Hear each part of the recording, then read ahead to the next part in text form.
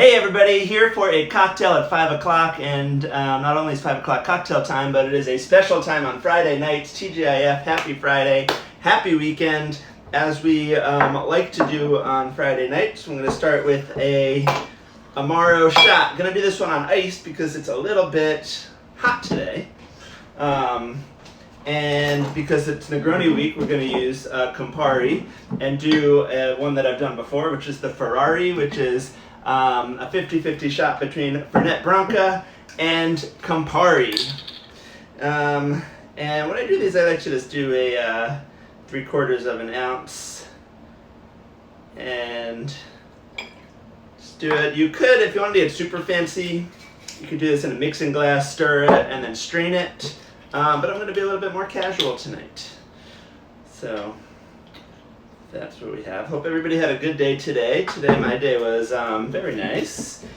Busy, pretty much just at the computer all day. Did sneak in a quick bike ride. I'm doing my second Peloton Power Zone challenge with the Power Zone pack.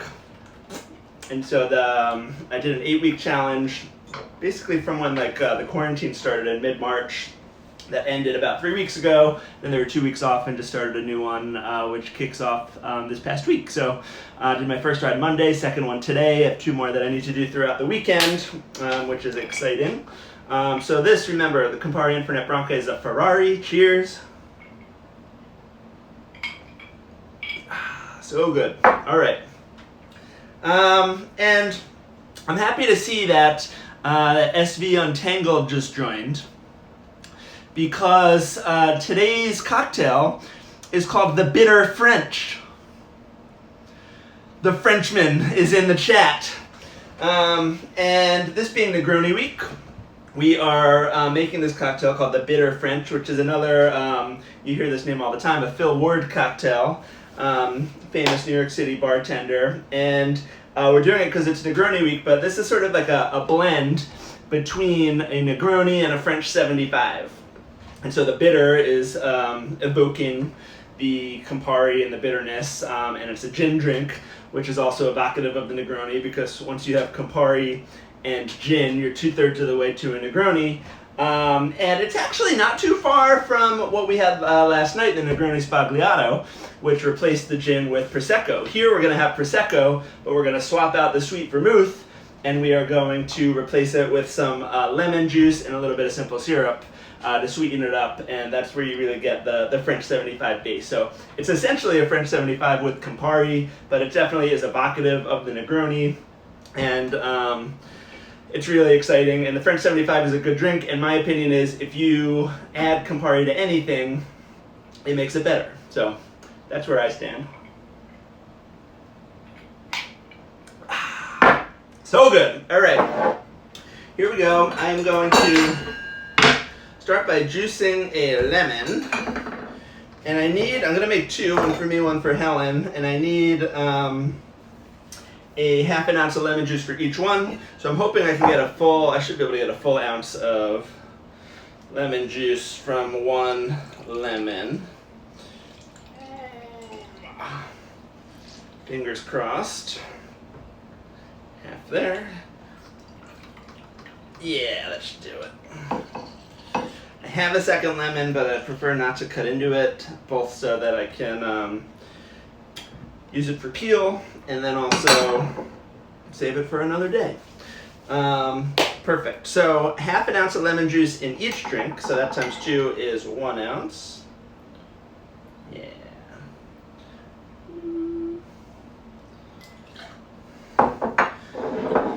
Lovely. And then we're going to do 1 ounce of gin in each drink, so that times 2 is 2 ounces.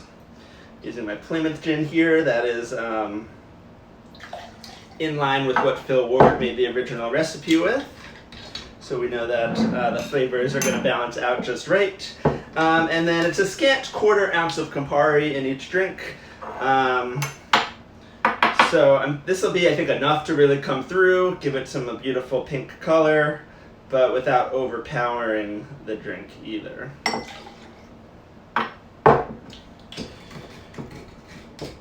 And then half an ounce of our simple syrup. This is just a 1-to-1 simple in each drink for a total of 1 ounce. Beautiful. And then we're gonna shake this all up, and then we'll top it with the some Prosecco or champagne at the end. So let's add some ice.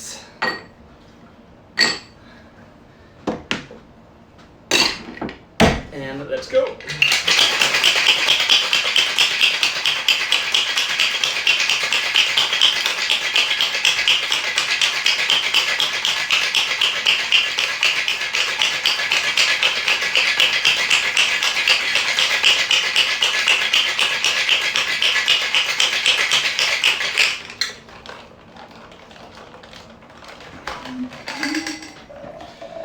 Very nice. I'm going to double strain this, so I'm just going to walk over here and grab my second small strainer.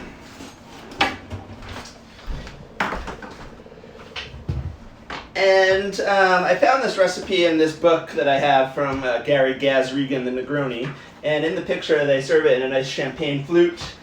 And indeed, it says right in the recipe to use a champagne flute, so I will stay true to that. And, oh, where's my other strainer? Oh my god. Oh my god. Woo!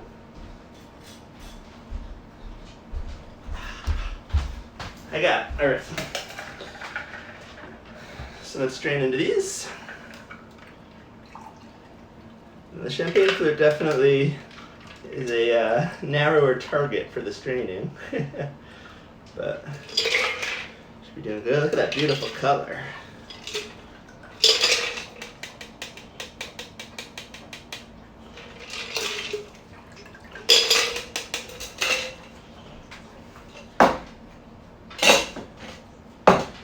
Nice. Now I have some of this Prosecco from last night. We've been using, it's been pretty effective, this just little like pump champagne saver on the top to keep some pressure and preserve some of the carbonation. And it works pretty well. Let's take a look here. See that?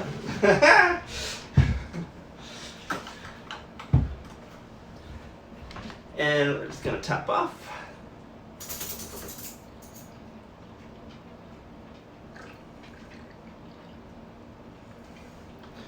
And there we have it.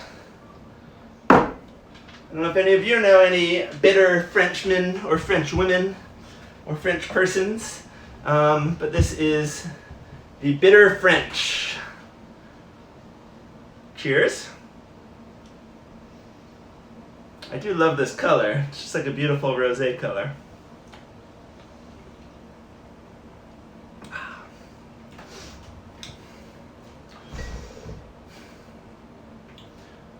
Very nice. The effervescence is nice. It's really refreshing. Get the lemon juice. Don't get a ton of gin in it. The Campari comes through like just a little bit, but not a ton. And overall, it's just a really well-balanced drink. It's not overly sweet, but it's definitely like not too tart.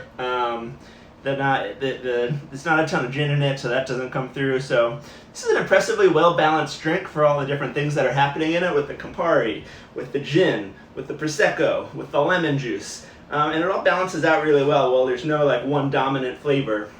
So I'm really impressed with this. This is very nice.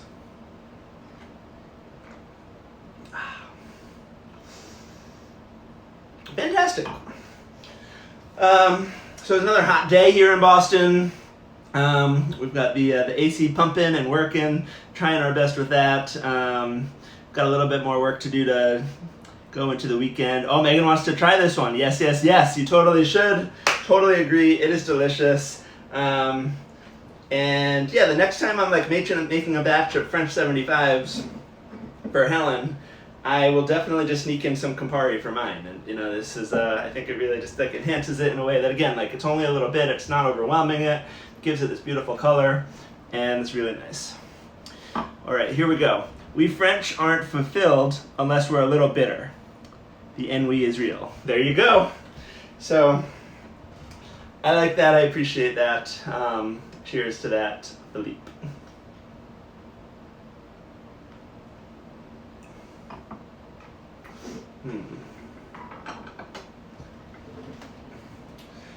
That is fantastic.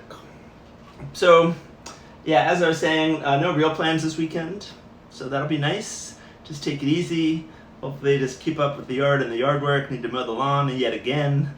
It never ends with the yard work, but it's also fun, good exercise, good being outside, and I think it's supposed to cool off a little bit too. So that should be quite nice. Have a few crosswords in the queue.